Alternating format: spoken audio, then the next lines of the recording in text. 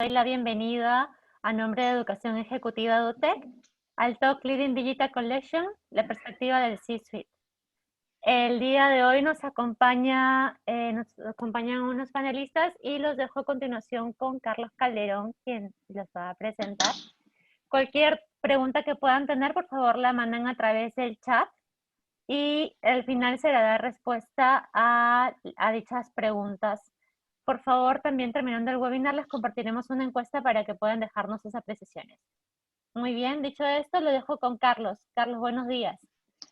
Buenos días. Gracias, Wendy.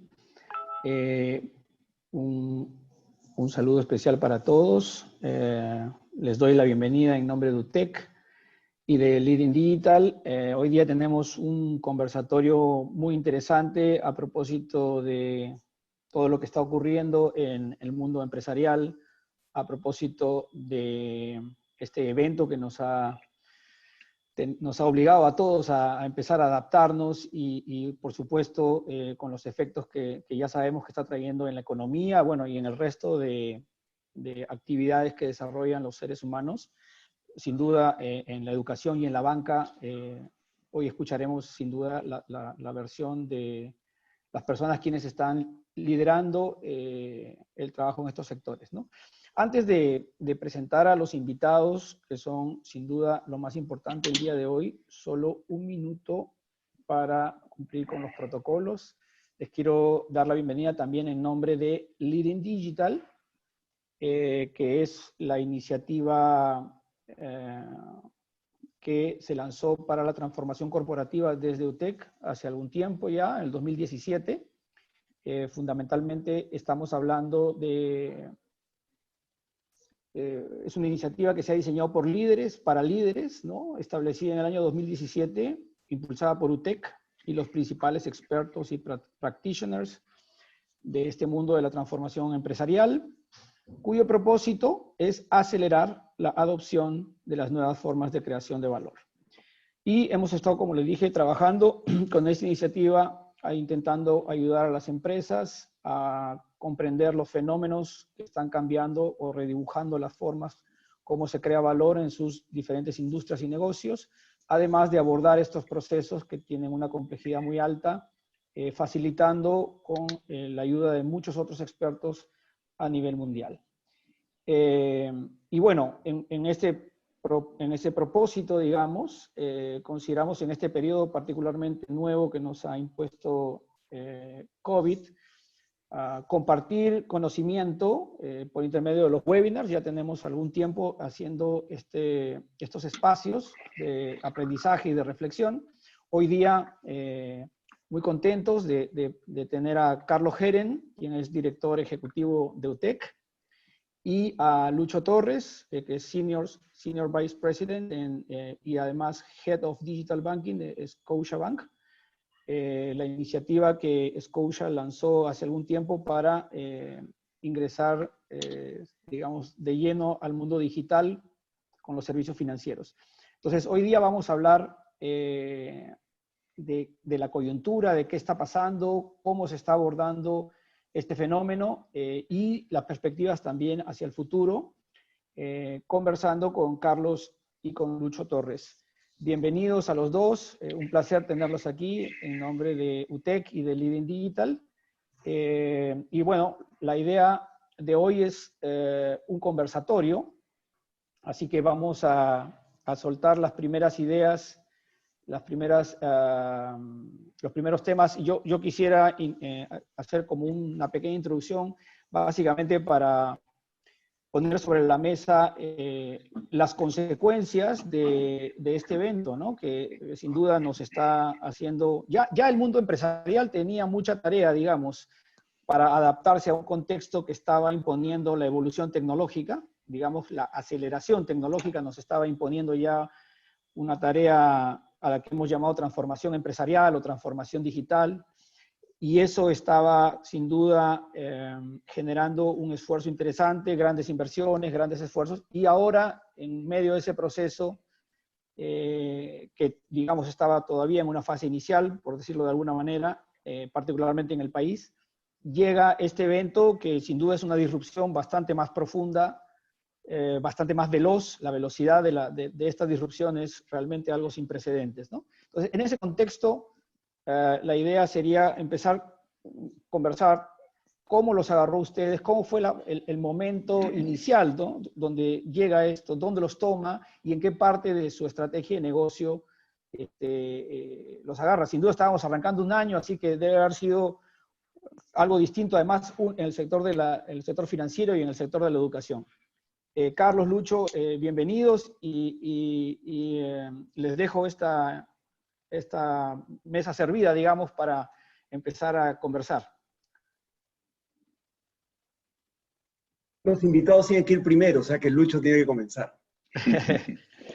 Gracias, Carlos. Sí, Carlos, primero que nada, pues agradecer la invitación de UTEC a participar de este foro. Encantado de reencontrarme con muchos de ustedes. Y bueno, efectivamente, como tú bien dices, Carlos, pues esta situación, esta pandemia, pues ha acelerado dramáticamente muchos comportamientos que nos llevan a pensar en digital como una nueva forma de hacer muchas cosas. Como bien mencionaste, en Scotiabank hace 3 años iniciamos un proceso muy ambicioso de transformación digital. Se constituyó una organización global de transformación digital y equipos en cada uno de los mercados importantes, Canadá, la Alianza del Pacífico, pues, y desde entonces venimos trabajando en este tema. Y esta situación, esta coyuntura nos toma en el momento que estábamos justo comenzando a escalar la transformación, pues luego de haber constituido un equipo digital, un talento, una cultura digital nuevas para el banco y haber lanzado al mercado nuevas plataformas digitales, una nueva banca móvil, nueva banca por internet. Así que nos tomó preparados, ¿no? Con el pie derecho, empezando un ciclo de aceleración muy importante ya con el equipo, con las plataformas constituidas. Gracias, Carlos, y gracias, Lucho. En el caso nuestro, en realidad nos toma en medio de una discusión sobre cómo irnos al nuevo mundo, que se suponía tendría que ser presencial y no presencial. El año pasado ya habíamos hecho una serie de pruebas y de experimentos acotados sobre educación no presencial, pero nunca pensamos hacer un Big Bang en 2 semanas, que fue lo que nos ocurrió entre la primera quincena de marzo. Cuando comienzan los anuncios de COVID, nosotros comunicamos a todos nuestros estudiantes que la universidad se iba a virtual, que íbamos a hacer 2 semanas de refuerzo virtual antes de iniciar las clases, con el fin de que haya algún soft landing en el proceso de paso de presencial a virtual. La experiencia supuso que el año pasado que hacíamos estos experimentos y probábamos, eran, no sé, pues 5 o 8 clases en 1 o 2 semanas. Hoy día estamos dictando en UTEC y TechSoup unas 2.000 o 2.500 sesiones semanales online. Wow. Impresionante. Ahora la idea es un poco entrar a lo que ha pasado en estos 2 meses, porque, claro, efectivamente a todos en el momento inicial debe haber sido como muy sorpresivo todo esto, ¿no? En el caso tuyo, Lucho, mencionabas que afortunadamente tenían un esfuerzo detrás, unas inversiones, un proyecto, digamos, que les ha permitido, sin duda, me imagino, y ahí viene un poco la pregunta, es, o sea, este momento para ambas industrias tiene una particularidad, ¿no? Y es que el encierro es a las personas, los seres humanos somos los que nos hemos encerrado, y en ambos casos se prestan servicios a personas, quienes consumen los servicios de las 2 industrias son personas. Entonces, al haber este cambio en los hábitos, esta condición en la que no podíamos salir, nos están imponiendo nuevos hábitos. Y sin duda los humanos nos hemos ido acostumbrando muy rápido, tanto me imagino en el mundo de la educación, ya nos contarás, Carlos, como en el mundo de la banca. Pero la pregunta, Lucho, ahora vendría primero para ti en tu sector. Digamos, ¿podrías compartirnos un poco esa experiencia de pasar de pre-COVID a post-COVID en cifras? Me imagino, estamos imaginando que el número de transacciones, las formas de iteración entre las personas y la banca se han digitalizado de una manera enorme. El otro día hablábamos también solo para terminar de introducir algunos temas, hablábamos con expertos del mundo de ciencia y datos, ¿no? Estos, los máximos responsables de datos de todas las compañías que hay acá en Perú, y nos decían que todos los algoritmos que habían desarrollado respecto de comportamiento humano pre-COVID estaban quedando casi sin utilidad, porque casi la mayoría de hábitos estaban siendo transformados durante el proceso, ¿no? Entonces, ¿cómo ha sido ese momento, particularmente para tu división, digamos, en la velocidad del cambio de los servicios y cómo han tenido que adecuarse en términos de capacidad, de volúmenes, ¿no? Sí, de acuerdo, Carlos. Como sabemos, pues vivimos un mundo en el cual los consumidores están hiperconectados y ellos esperan pues experiencias relevantes en tiempo real y por supuesto en un mundo multicanal donde pueden acceder a servicios de forma presencial o de forma remota. Y ese es el modelo operativo tradicional. Lo que ocurre con COVID es que los clientes demandan los servicios, la experiencia entregada en casa. Y es lo que debemos hacer para también ayudarlos a cuidarse, a no contagiarse. Entonces, dramáticamente las curvas que medimos respecto a todo lo que es usuarios usando el banco desde casa, transacciones monetarias que se hacen desde plataformas digitales, ventas de productos en digital, etcétera, una serie de métricas, pues se aceleran velozmente y comienzas a ver curvas mucho más exponenciales de lo que ya veíamos. Y eso evidentemente pone mucha exigencia, no solamente en la capacidad operativa para soportar esos nuevos volúmenes, sino también en la capacidad para crear y cada vez llevar más del banco a la casa y ayudar al cliente a que se quede en casa, a que no se exponga y evite ir al banco para hacer transacciones, operaciones, adquisiciones. Entonces, vimos muy rápidamente en 2 meses cómo todas las curvas que esperamos se desplieguen en trimestres o incluso años, comienzan a marcarse muy rápidamente en solo cuestión de semanas. ¿Estamos hablando de múltiplos? Por supuesto, múltiples veces. 3 veces, múltiples 5 veces. Hasta 10 veces, sí. Wow, 2 dígitos. Impresionante. Y trasladando la pregunta al mundo de la educación, que ha sido una experiencia un poquito distinta, ¿no? Carlos, nos comentabas que ha sido pasar muy rápidamente en un periodo cortísimo de tiempo a la educación remota, llamémosle así, ¿no? Donde intentamos mantener la experiencia de alguna manera presencial todavía en estos formatos remotos, y nos compartías también las horas, la cantidad de horas, clases y ¿no? Personas involucradas en el delivery. La pregunta que te quería trasladar era respecto de o sea, ¿qué tan complejo sentiste que fue pasar de un tipo de modelo de negocio, llamémosle así, o de formato o de experiencia hacia la digital, hacia la remota?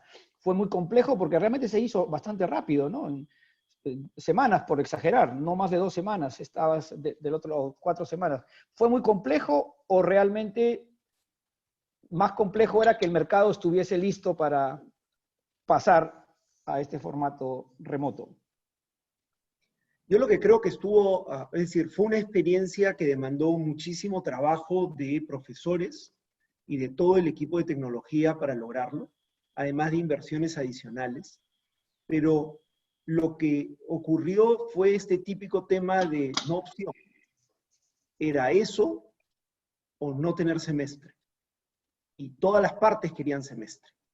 Los profesores quieren dictar, los alumnos quieren seguir avanzando, quieren seguir aprendiendo, no quieren retrasarse en sus cursos. Y generó un espíritu positivo para el cambio que difícilmente se hubiera dado en otras circunstancias.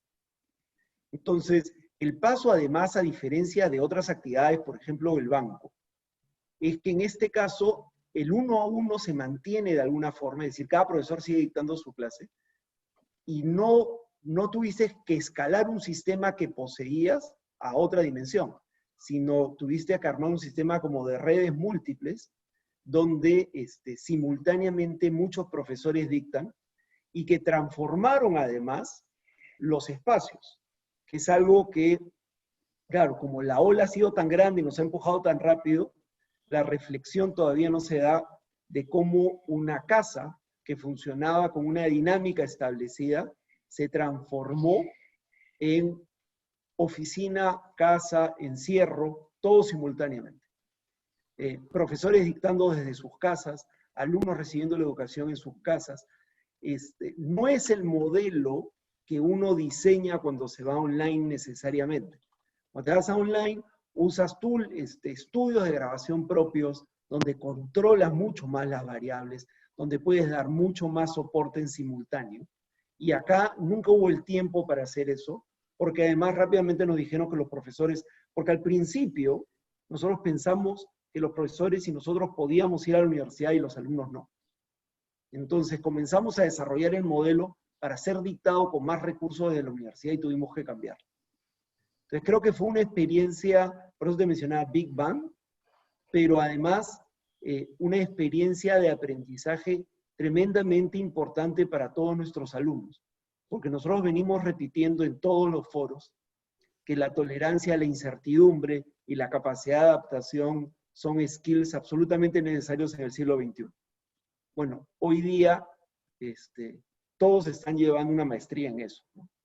Porque te tienes que adaptar a altísima velocidad y la respuesta que comienzas a oír cada vez más es no sé. ¿Cuándo va a cambiar esto? No sé. ¿Cuándo vamos a volver? No sé.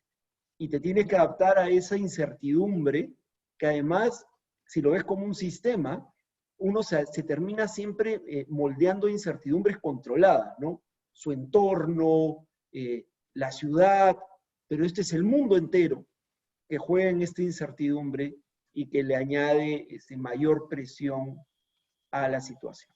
A lo que le añades el impacto económico. Es decir, claro, familias, todas pensando, oye, ¿cómo acaba esta historia? ¿Qué va a pasar económicamente? Muchas familias muy golpeadas económicamente, sin una claridad de cómo es el proceso de ajuste. Entonces yo creo que estamos viviendo una experiencia muy dura, pero única.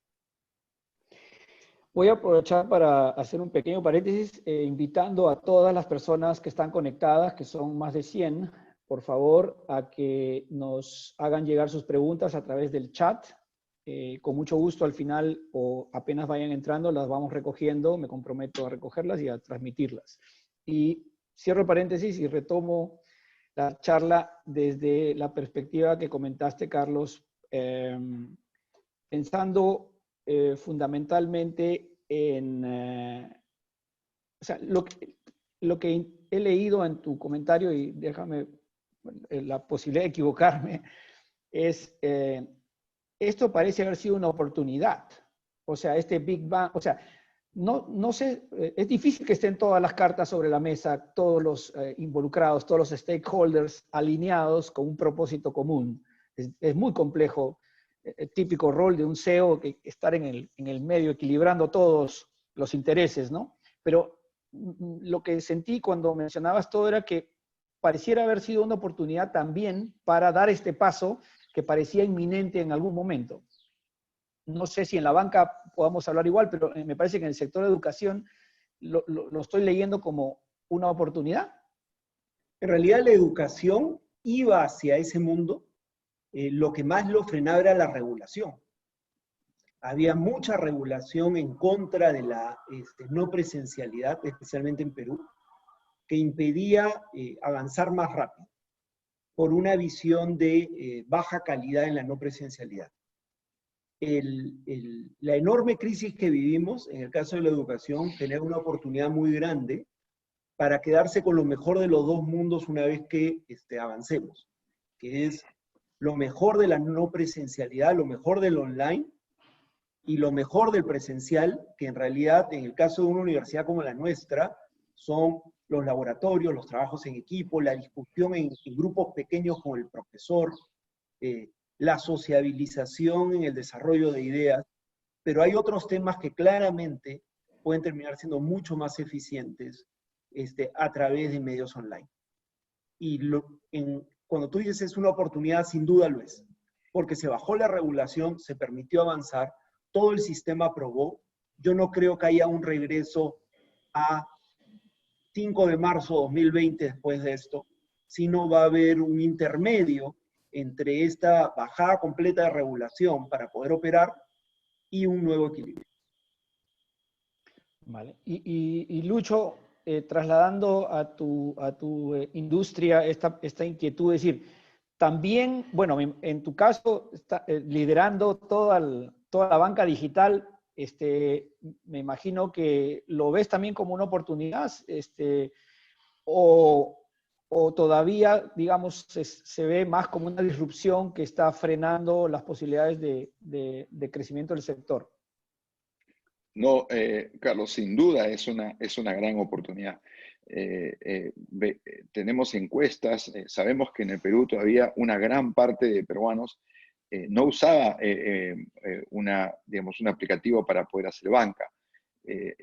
Llegamos a ver que el 85% de peruanos no confiaba en una relación con su banco a través digital, pues, por temas básicamente de temores, de confianza.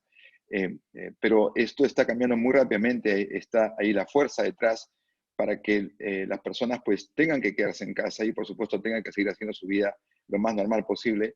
Y eso ha empujado muchísimo a que muchas personas tengan que superar esos temores, esas desconfianzas naturales de hacer banca por el teléfono, y están cada vez más subiéndose a plataformas digitales. Lo estamos viendo rápidamente en marzo, por ejemplo, en abril, hemos tenido crecimientos históricos, picos en lo que es el onboarding de nuevos clientes a las plataformas digitales, en el uso de los canales digitales para hacer operaciones, todo lo que te puedes imaginar que es la actividad regular de un banco, cada vez más, exponencialmente más, a través del aplicativo o de la banca móvil o banca por internet.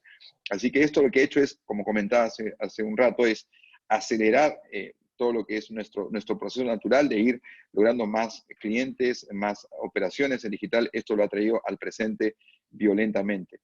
Así que esperamos que esto sea una oportunidad para seguir atendiendo al cliente con servicios, experiencias digitales relevantes, inclusivas, confiables y 100% digitales. Y al igual que Carlos, también vemos una nueva convivencia del mundo digital con el mundo físico, donde ambos se optimizan, donde el mundo digital encuentra el tipo de experiencias para las que el canal digital es óptimo, y el mundo físico encuentra las experiencias para las que el mundo físico es óptimo. Por ejemplo, en el caso de una universidad, Carlos hablaba de todo lo que es la socialización, que es fundamental en un proceso de aprendizaje. En el caso de la banca vamos a encontrar seguramente que todas las operaciones, transacciones básicas, sencillas, aperturar una cuenta, solicitar un crédito, alguna interacción con un funcionario, todo eso va a ocurrir desde casa, desde un teléfono. Pero de pronto sentarte con un asesor financiero para discutir temas de vida, ¿no? de financiamiento de proyectos grandes, de compra de activos, asesoría financiera, etcétera. Todo eso va a ocurrir, pero quizás en un contacto mucho más estrecho, mucho más de confianza, más diálogo interpersonal. Entonces, las agencias también tendrán que cambiar su modelo para darle la bienvenida al cliente en ese tipo de discusiones. Así que, de acuerdo con Carlos, que en el sector de educación y el sector de finanzas, el canal digital y el canal presencial van a lograr establecerse interacciones óptimas para lo que han sido creadas, y los clientes también lo van a exigir así. Permíteme una repregunta en algo que mencionaste. Dijiste que han estado observando, digamos, un número interesante de operaciones de onboarding de nuevos clientes para el banco. Cuando decimos eso, entendemos que son clientes que tampoco estaban en la banca tradicional y han entrado por primera vez al banco directamente por los canales digitales. Así es, efectivamente.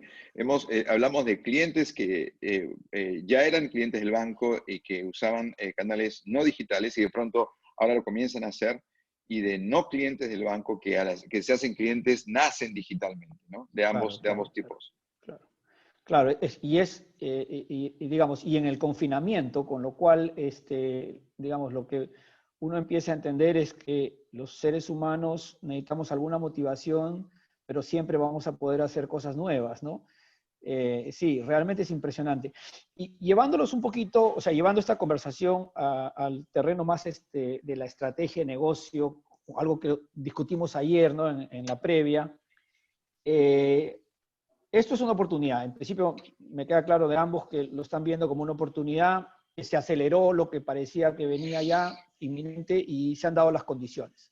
Y están encontrando además, entre comillas, digamos, premios por haber abordado este escenario, ¿no? Y entonces vienen clientes nuevos y en el caso de la educación también logramos salir adelante con las iniciativas y los proyectos. Pero en ambos casos, ayer conversábamos, al dar este paso, que es muy poco tiempo, han pasado apenas 60 días, ¿no?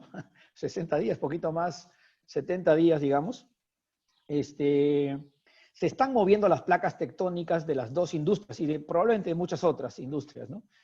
Y ¿cómo si, o sea,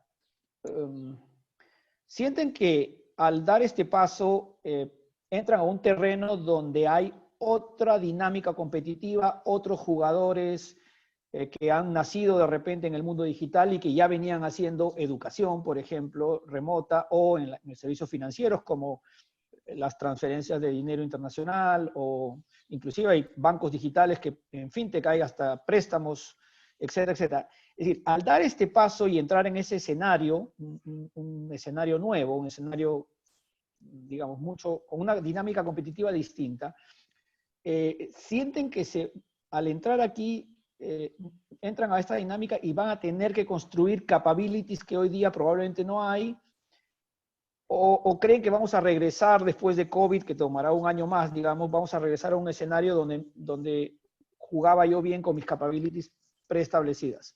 O sea, la pregunta va un poco a, ¿ven casi como inminente construir capabilities para ese escenario de juego donde han entrado? Si quieres, arrancamos contigo, Lucho. Sí, muy buena pregunta, Carlos. La respuesta es sin duda alguna. Este contexto nos lleva a acelerar las inversiones en, como tú bien dices, capacidades que nos permitan entregar cada vez más una experiencia digital que sea relevante, inclusiva, confiable y ahora 100% desde casa. Voy a poner algunos ejemplos, pero todo el tema de identidad digital, que permita verificar que Carlos Calderón es Carlos Calderón en rangos de confianza suficientemente altos para que puedas hacer plenamente, sin restricciones, todas las operaciones que harías desde casa, pues es una capacidad que seguimos trabajando y estamos invirtiendo mucho más para acelerar, tener y contar con ese recurso, con ese activo, con ese building block cuanto antes. El tema, por ejemplo, de originación, poder originar con motores de evaluación de riesgo en tiempo real y poder dar respuestas sobre aplicaciones a créditos en tiempo real, y obviamente con el pricing correcto de acuerdo al perfil de riesgo del cliente, en los términos del cliente, son absolutamente necesarios tenerlos para poder competir y ganar en un espacio 100% digital. Por ejemplo, desmaterializar los negocios que hoy conocemos, el poder ofrecer una tarjeta de crédito 100% desmaterializada, que no existe el plástico y que te permita tener la tarjeta en el celular y una vez que esté en el celular poder hacer todas las operaciones como si estuvieras en la billetera. Ese tipo de capacidades, ese tipo de desarrollos, pues recobran o toman más importancia y se ubican primero en el backlog de los desarrollos que tenemos que hacer en los próximos meses. Carlos. Yo creo que es inexorable después del empuje de COVID pensar en estas nuevas habilidades y en estas nuevas formas de hacer las cosas. Además porque COVID, al lanzarnos a todos a nuestras casas, digitalizó nuestra relación con todos los actores con los que interactuábamos, ¿no? Desde nuestras familias hasta los negocios. Y el problema con eso, no es un problema necesariamente para el consumidor, pero algunos ya lo habían vivido antes, es que cuando uno digitaliza, entra a la sala de uno las tech companies. Porque ese es su espacio. Entonces, cuando yo conversábamos y hablábamos de estos temas, lo primero que me vino a la cabeza fue que Amazon el año pasado convirtió todo su sistema de capacitación en uno con certificados. Por lo tanto, alguien que está en Amazon o que se asocia con Amazon, lleva un curso con Amazon y ese curso está certificado por Amazon.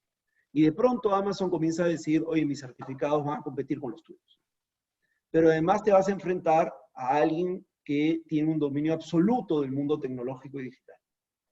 Entonces, cuando te mueves a digital, rompiste una barrera de protección que te daba la geografía, la regulación local, etcétera, y entras a este nuevo espacio. Entonces, el desarrollo de skills tecnológicas claves, pero también de cambios en las velocidades y en la capacidad de adaptación, va a ser especialmente importantes en la industria de educación, que claro, los banqueros llevan más tiempo prestando dinero que las universidades enseñando alumnos, pero las universidades han sido mucho más rígidas que los bancos, y que el negocio de prestar dinero, que es el que el Lucho participa.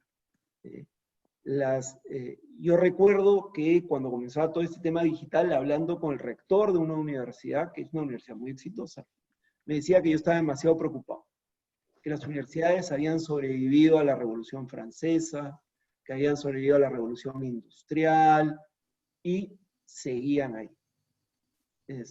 Y creo entonces que uno de las skills que tiene que cambiar en el mundo de la educación es la velocidad. La velocidad de adaptación, la velocidad de cambio, y claramente en eso te tiene que acompañar el regulador, porque si no, es imposible hacerlo. Tengo varias preguntas del público ya. Voy a hacer la última, solo para setear un poco el momento en el que están sus compañías. Nosotros hemos estado en Leading Digital haciendo un poco de research, cómo han estado reaccionando las empresas en otras partes del mundo, y en resumen hemos visto como 3 momentos. No necesariamente uno ocurre después del otro, pero digamos que más o menos así, ¿no?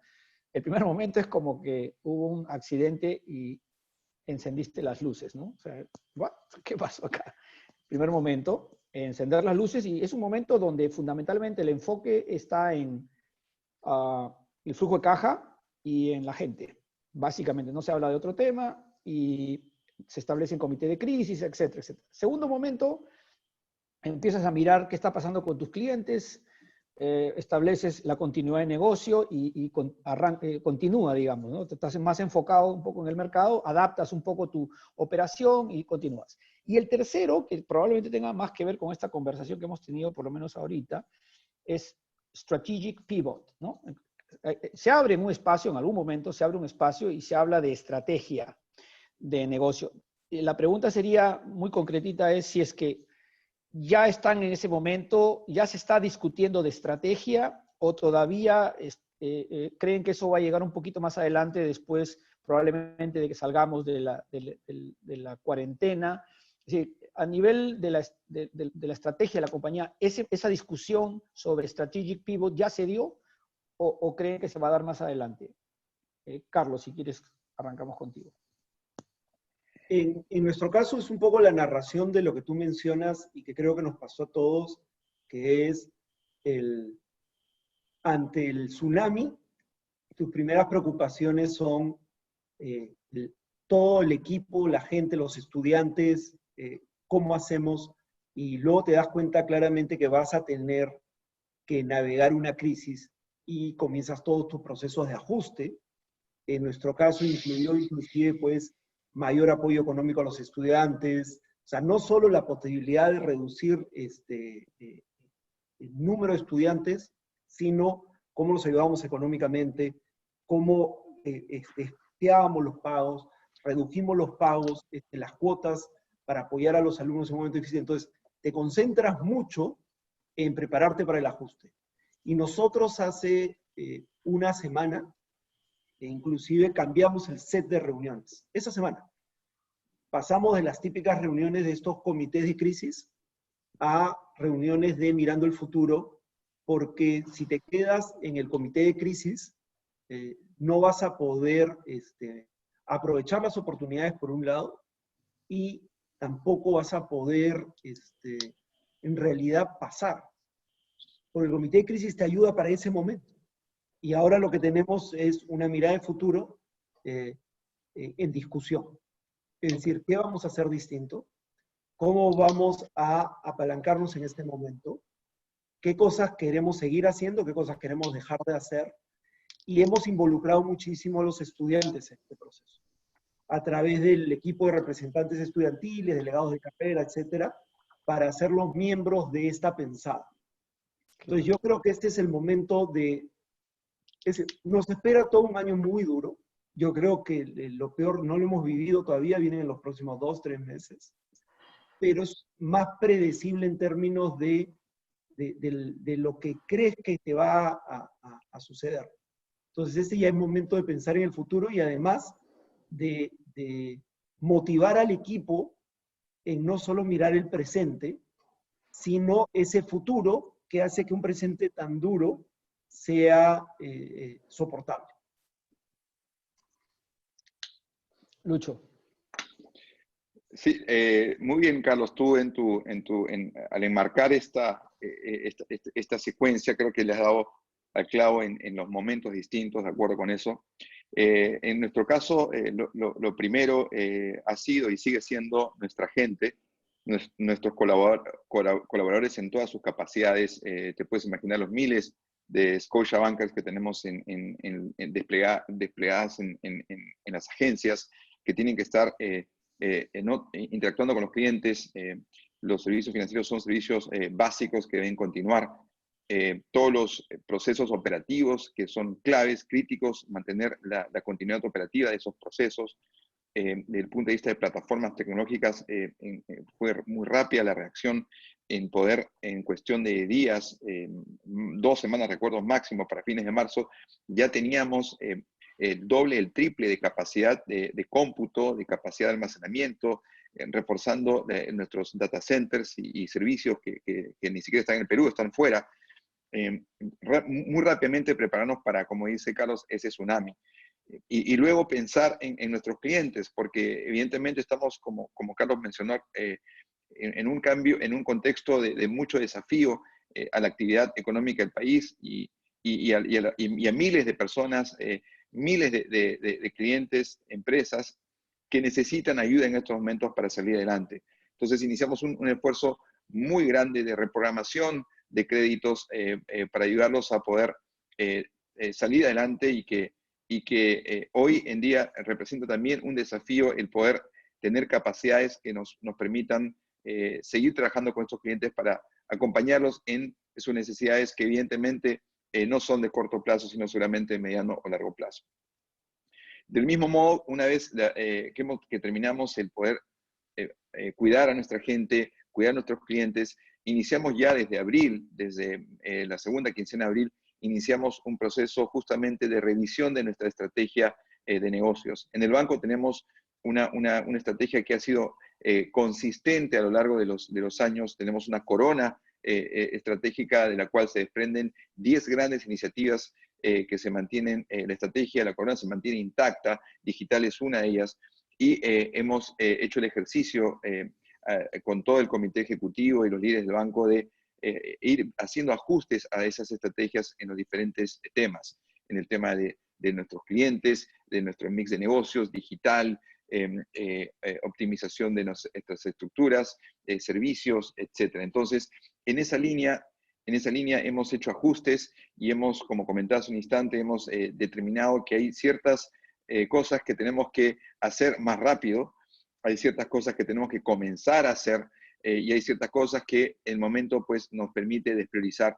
Y en ese rebalanceo, pues, realocar los recursos en línea con las nuevas oportunidades. Ese ejercicio ya lo hemos completado, ya estamos a partir de este mes básicamente en modo de ejecución de la estrategia afinada para el segundo semestre de nuestro año fiscal que acaba en octubre, y de ahí en adelante entraremos seguramente en función a cómo observamos las oportunidades del mercado, ir afinando esa estrategia para darle continuidad a los próximos trimestres.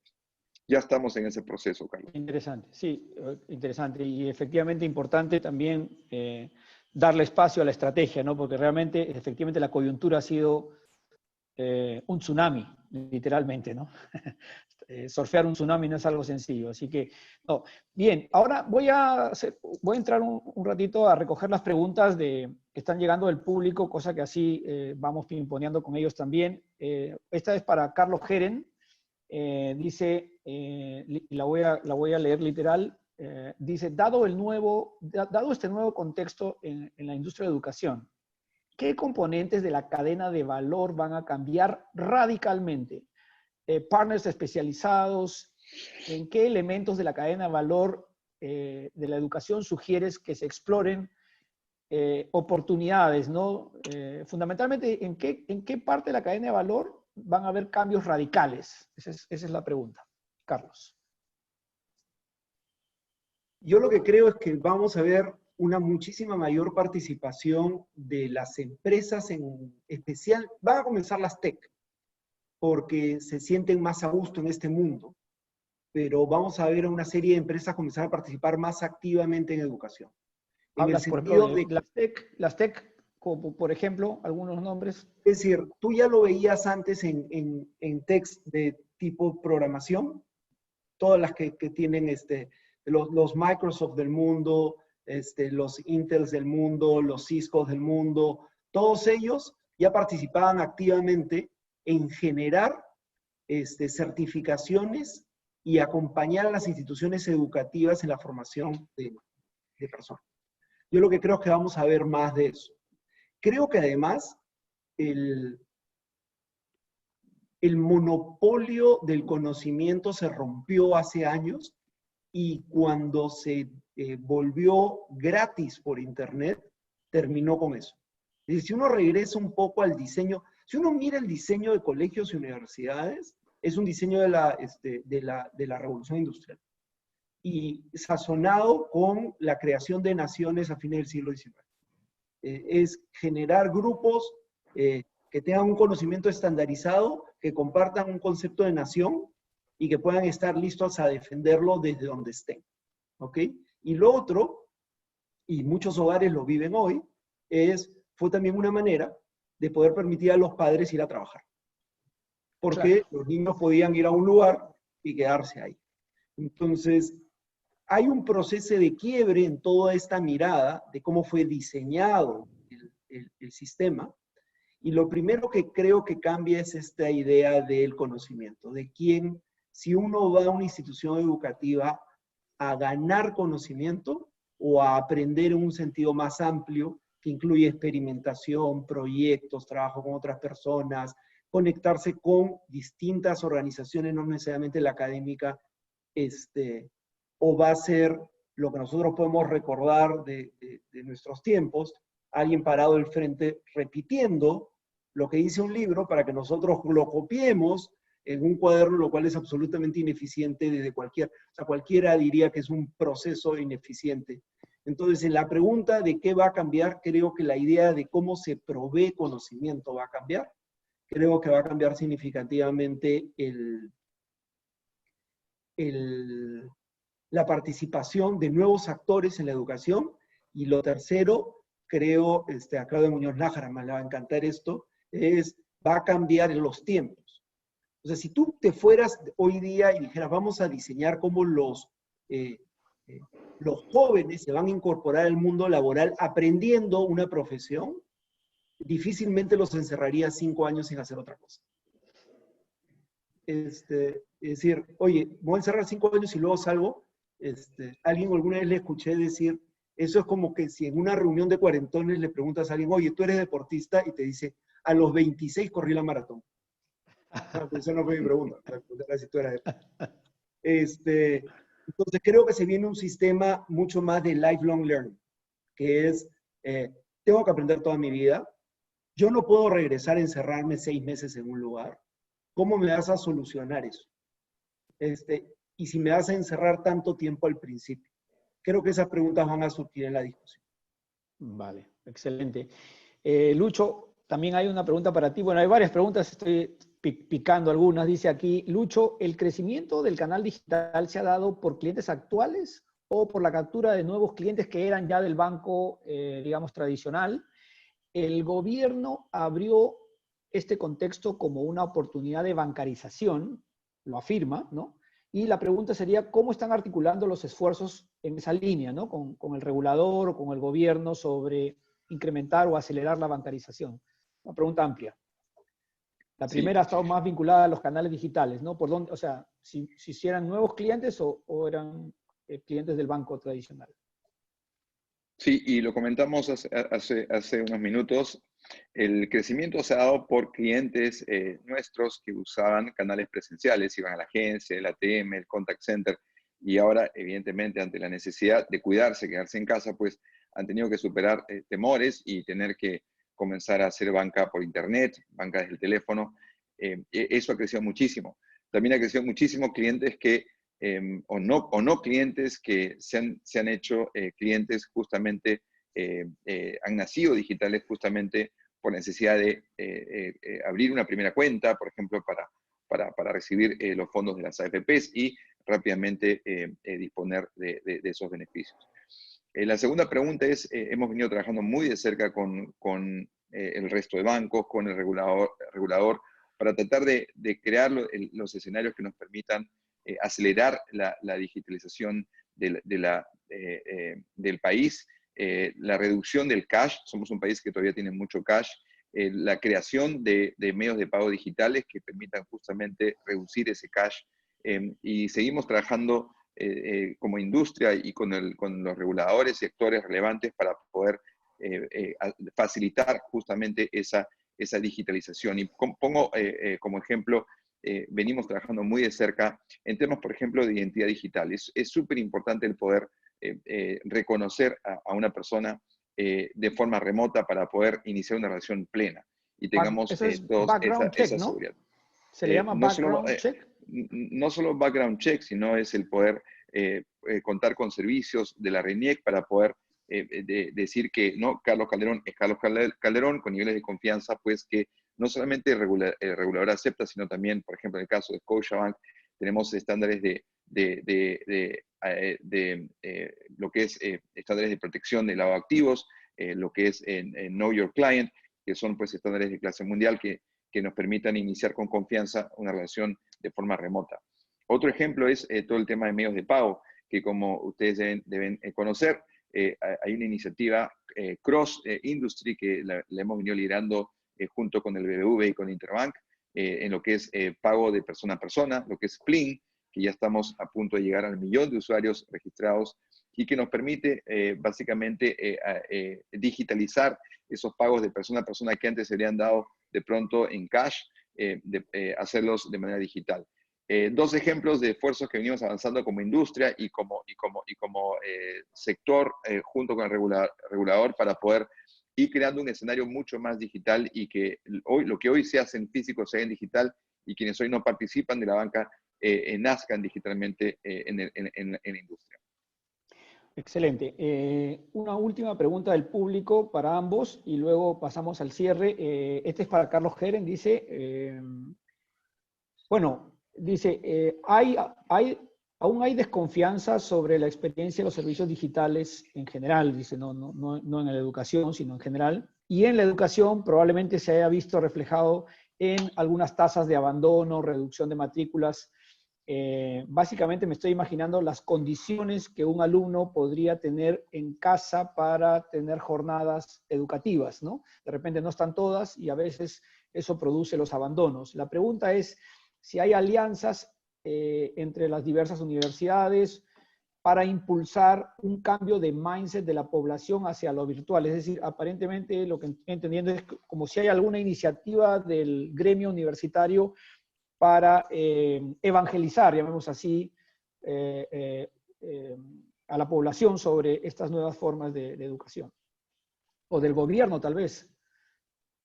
El gobierno ha hecho un esfuerzo importante a través de educación escolar, cuando se dio cuenta que tenía que seguir abasteciendo de contenidos y de clases a una fracción importante de los niños y jóvenes del Perú.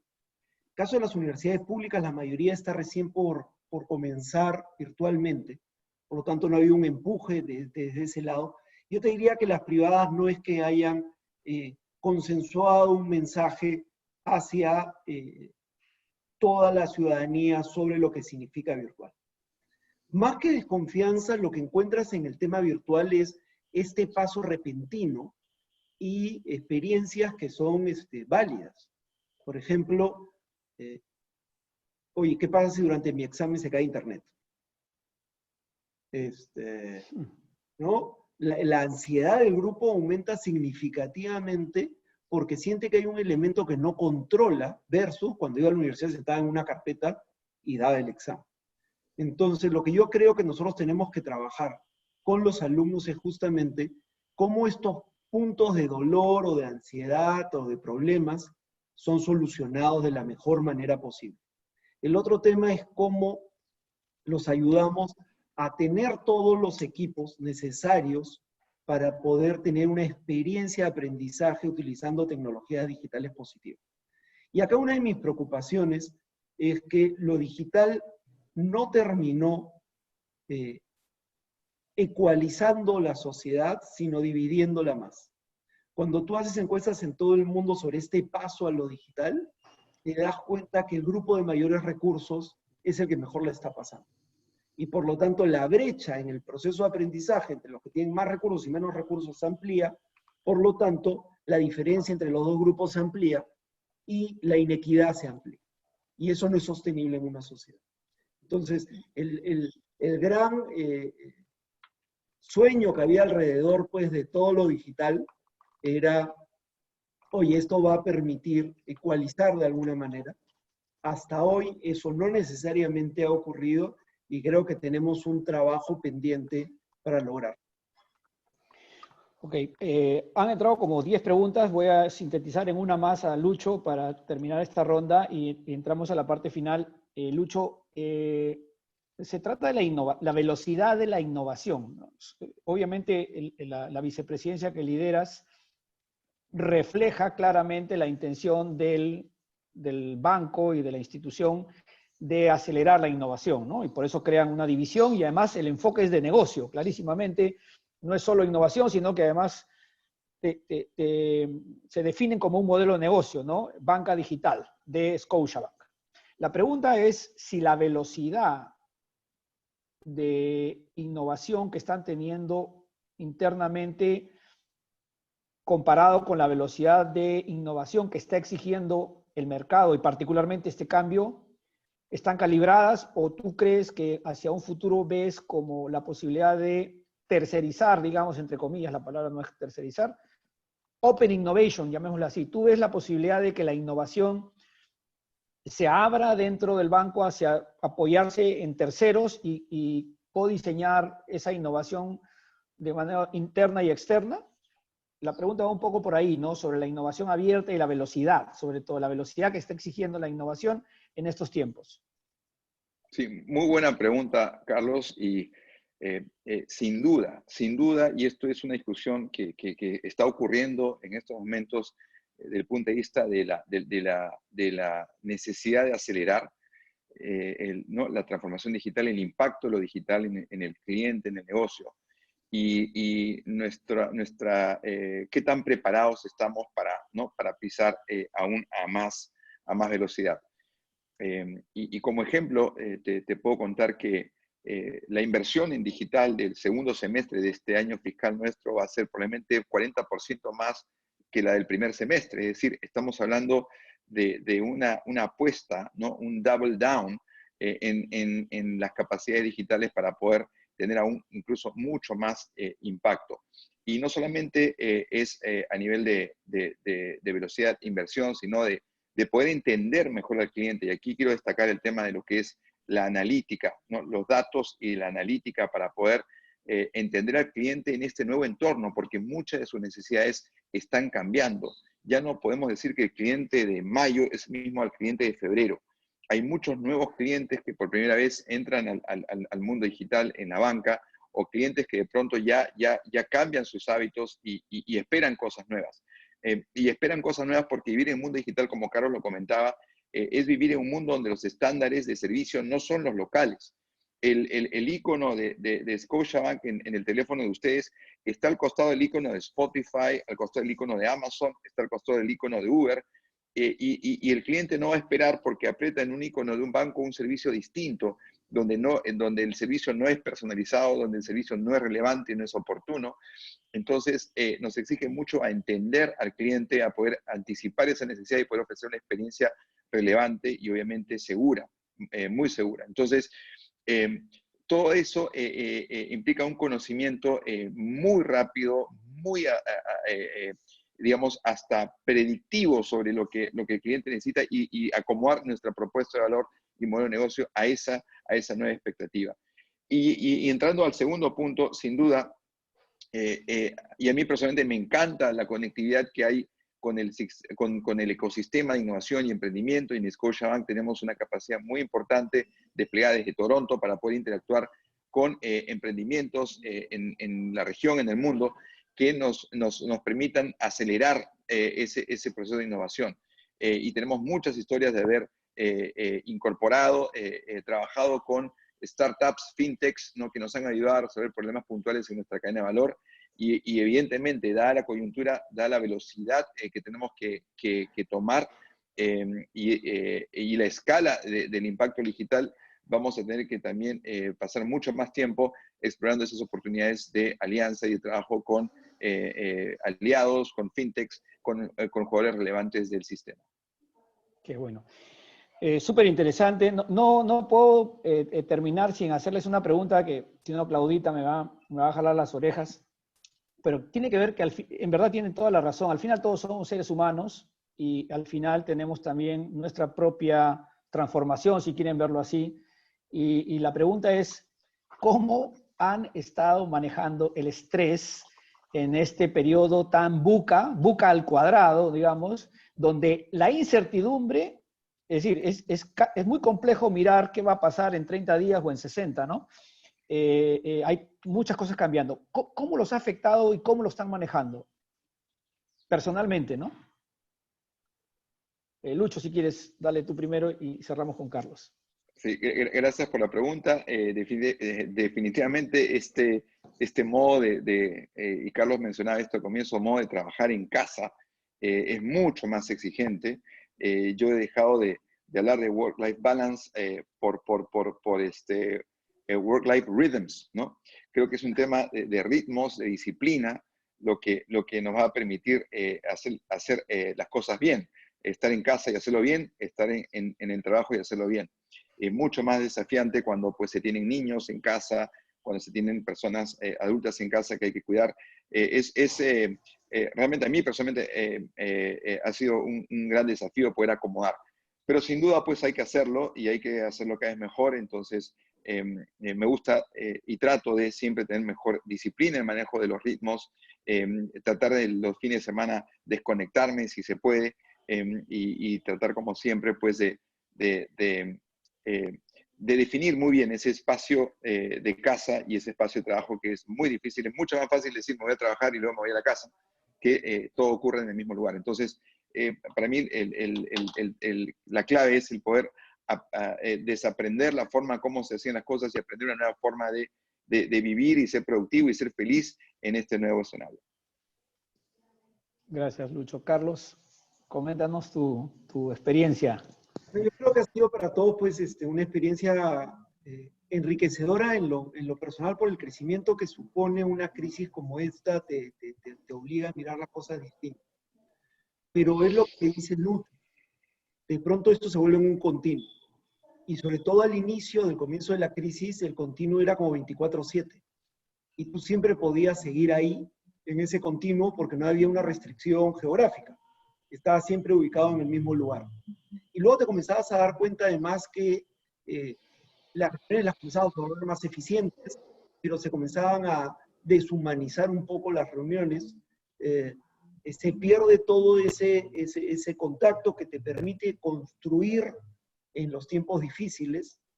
Y yo creo que uno de los retos más grandes es además apoyar a todo el equipo en seguir avanzando, pese a la incertidumbre, pese a la ansiedad, pese a las dificultades, pese al entorno. Entonces, ha sido estresante y en la misma lógica que Lucho, es fundamental estos cool downs, y uno comienza con algunas pequeñas obsesiones, como comenzar a jugar ajedrez a horas raras, porque en ese momento no hay tabla, entonces estás con, y si te desconcentras pierdes, entonces,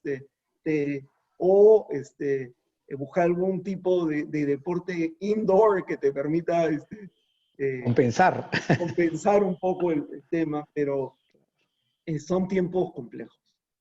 Sí, bueno, confieso lo mismo, la jardinería ha terminado siendo una de mis vocaciones, no sabía que la tenía, pero me he dedicado mucho a la jardinería en estos días.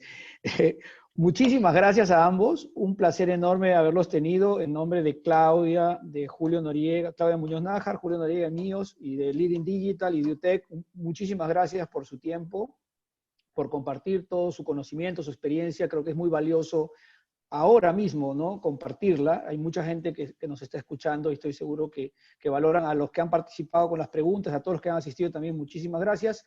Mi querida Wendy, voy a despedir a nuestros invitados y quisiera dejarte con lo de la encuesta que me parece que la vamos a presentar también al final. Nuevamente, Lucho, Carlos, un placer enorme, muchísimas gracias a ambos. Gracias a ustedes, Carlos, por la invitación. Un placer. Gracias, Carlos.